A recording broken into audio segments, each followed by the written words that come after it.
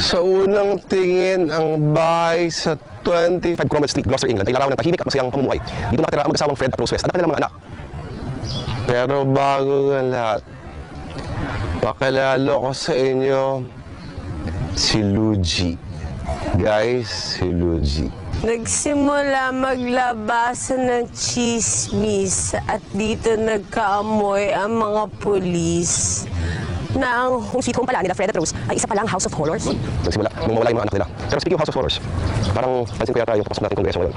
Eh mukhang magiging pinakamalaking House of Horrors sa lahat. Saan ano pangalan niya, sir? Hindi ba brownie?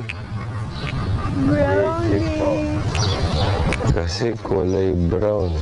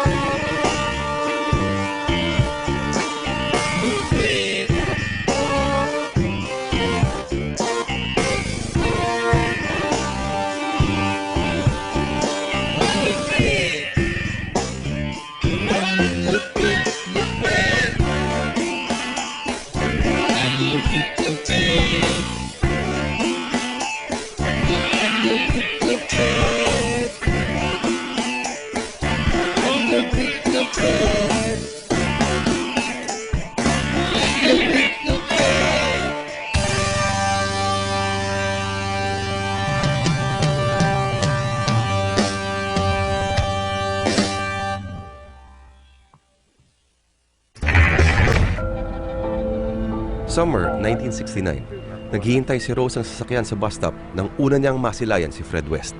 16 na taong gulang si Rose noon, habang 20 taong gulang naman si Fred. Sinundan ni Fred si Rose sa cafe kung saan ito nagtatrabaho bilang waitress. Taglay lang ang lakas ng loob, nakagawa ng paraan si Fred para makilala ang babae na pupusuan.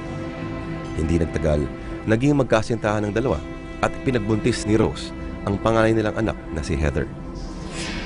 Fast forward ng 20 taon, 7 taon nang nawawala si Heather. At dahil na rin sa iba pang mga aligasyon, ipinadala si Detective Superintendent John Bennett sa 25 Cromwell Street, ang tahanan ng mga West, para mag-imbestiga. It was some form of a family joke that Heather was under the patio at Cromwell Street.